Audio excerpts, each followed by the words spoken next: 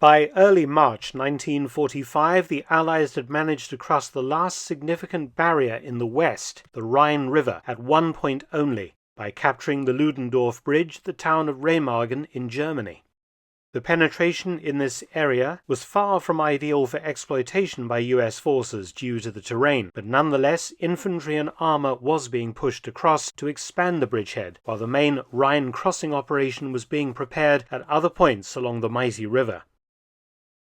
However, the Germans did everything they could to try and isolate and destroy the Remagen bridgehead, and they would throw everything and anything they had at this breach in their line, including attacks by aircraft and even firing V-2 ballistic missiles in an attempt to knock down the damaged bridge and the assorted pontoon bridges that US engineers were feverishly working on.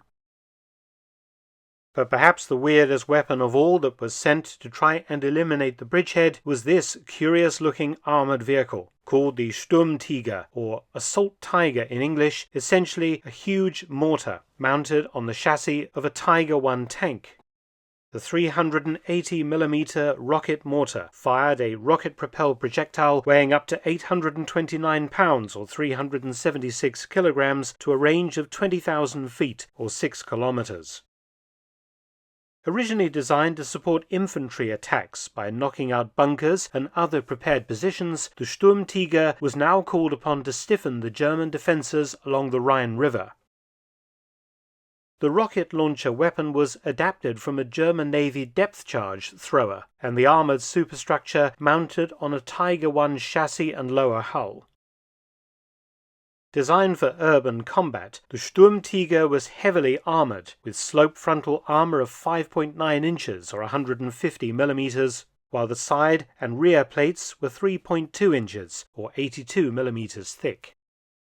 It raised the weight of this vehicle to the same as that of the Tiger II or King Tiger tank at 68 tons.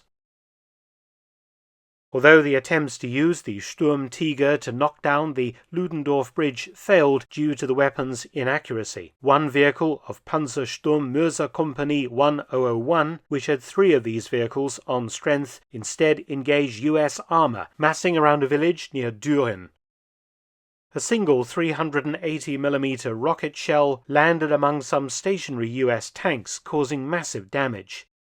3 Shermans were completely destroyed, their crews killed, and many other vehicles extensively damaged, with many personnel injured.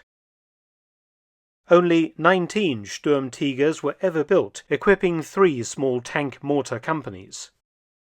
They had first seen action in the east, helping the SS demolish Warsaw in Poland during the famous 1944 uprising by the oppressed Polish people. After making little impact in the Ardennes offensive in December 1944, the Sturmtiger saw extensive late-war use on the Western Front against the Americans. After the German pullout across the Rhine, several Sturmtigers were lost, mostly abandoned by their crews due to lack of fuel, spares, or ammunition. But some still attempted to alter the course of battles. On the 9th of April 1945, a single Sturmtiger was moved forward from the 1001 Sturm-Mörser-Kompanie to support German troops fighting in the Drolshagen area.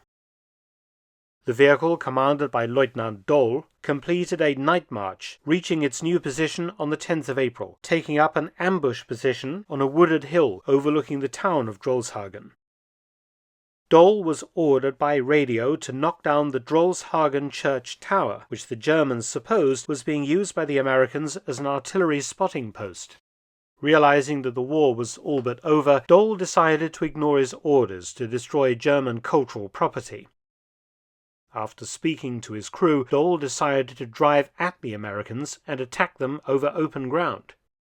But as they entered the Drolshagen road, the left track broke. Unrepairable in the field, the crew had to abandon the tank. However, blowing it up would have destroyed most of the neighboring houses due to the huge rocket mortar rounds stored inside the Sturmtiger. The crew bailed out under heavy small arms fire, 2 of them being killed, Doll and 1 other wounded and captured. The Americans later retrieved Doll's Sturmtiger for study. Not long after this, all the remaining Sturmtigers were either abandoned or destroyed by their crews, because they could not find sufficient fuel or spares for this monstrous machine. Ammunition was always a big problem. Each Sturmtiger only carried 14 rocket-propelled rounds, and supplies didn't always reach the 3 units regularly. Today, 2 examples of this extremely strange vehicle have survived. One is on display at the German Panzer Museum in Münster, the other at the Kubinka Tank Museum outside Moscow in Russia.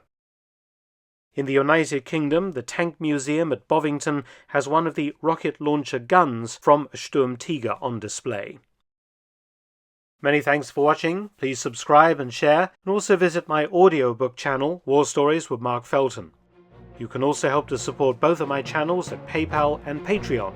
Details in the description box below.